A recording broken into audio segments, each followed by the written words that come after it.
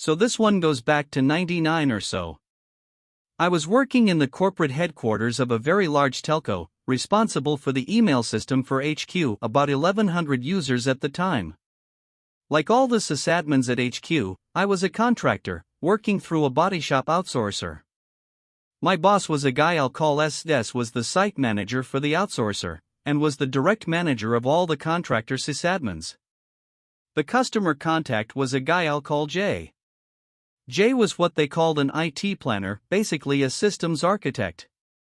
He had dotted line responsibility over all the sysadmins, including me.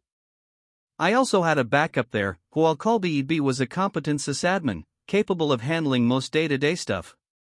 We normally kept staff in the office from 8 to 6 on workdays, with an on-call rotation for certain specialty areas, including email. Back then, we carried a pager, yes, an old-school beeper, for on-call duty. My on-call rotation was 1 week on, 1 week off. This story happened in my off week, when B carried the pager. One Saturday night, at around 3:30 a.m., my home phone rang. My wife answered, and it was Jay calling. She grumpily handed the phone to me. Now my wife and I had just gotten home, having been out for much of the night with our neighbors. I was, for lack of a more refined term, positively hammered at this point. Jay informed me that there was an email outage, and that I needed to remote in and get it back up immediately, and then drive to the office to start a root cause analysis. I informed him that I was in no condition to drive, let alone touch a production rig, and asked what B told him when he called the on-call pager. Jay told me that he didn't call the on-call pager because this was way too serious of a problem to trust the backup sysadmin. He wanted me working on this, and that if I can't be relied upon to do my job when I was needed, he'd find someone else who could, and hung up the phone. I went back to sleep. The next morning I had an email from B, telling me that Jay had called him at home, rather than paging the on-call rotation. It was a very simple issue. Our backup software went screwy and started writing out hundreds of GB of temp files, which filled up a critical volume on our production email server. Temp files deleted, email services restarted, problem kicked over to our backup software SME to figure out what happened.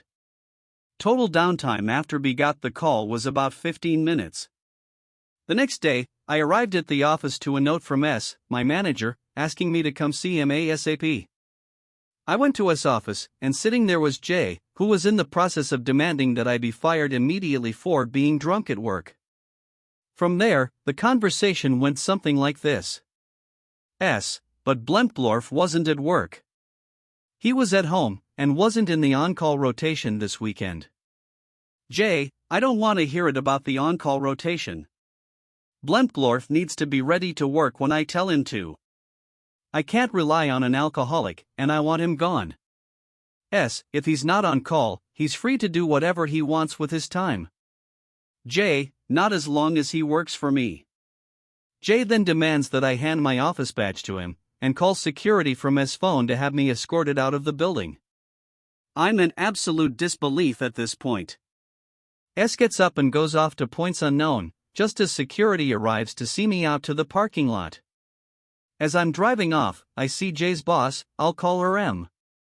M is running across the street to the parking lot. Strange, but I was more focused on how the hell I was going to explain this to my wife when I got home. I got home, and my wife was sitting on the couch, just absolutely livid. Now this was really weird, because I hadn't told her what happened yet. Those motherfuckers fired you. I'm confused as hell at this point.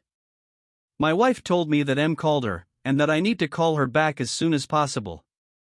Come to find out, when S had went off, he was going to M's office to explain the situation and keep him from shit-canning me. M heard from S, and freaked the hell out. When I saw her running across the street, she was trying to catch me in the parking lot before I left to tell me to come back in. When M couldn't find my car, she went back into the office and called the house, intending to leave me a voicemail, but got my wife instead. M told my wife what had happened, promised to rein Jay in, and asked her to tell me to come back into the office to sort it out.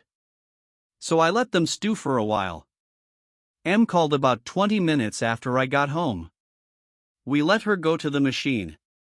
S called as well, just as my wife and I went out to get some lunch. Over lunch, my wife and I talked about how we would handle this, and, largely for financial reasons, we decided to talk to them to see if we could work this out. We got back home to 3 more voicemails from M&S. About 30 seconds after we walked in the door, the phone rang again. This time it was Jay, obviously on speakerphone. Jay apologized to me and asked me to come back to work the next day. I agreed, but as he hung up, I could hear him say to him, "Jay, you're a fucking idiot." I worked there for another year after that, before another Jay fuck-up made me leave once and for all. That was a whole nother story. Edit, here's the whole nother story.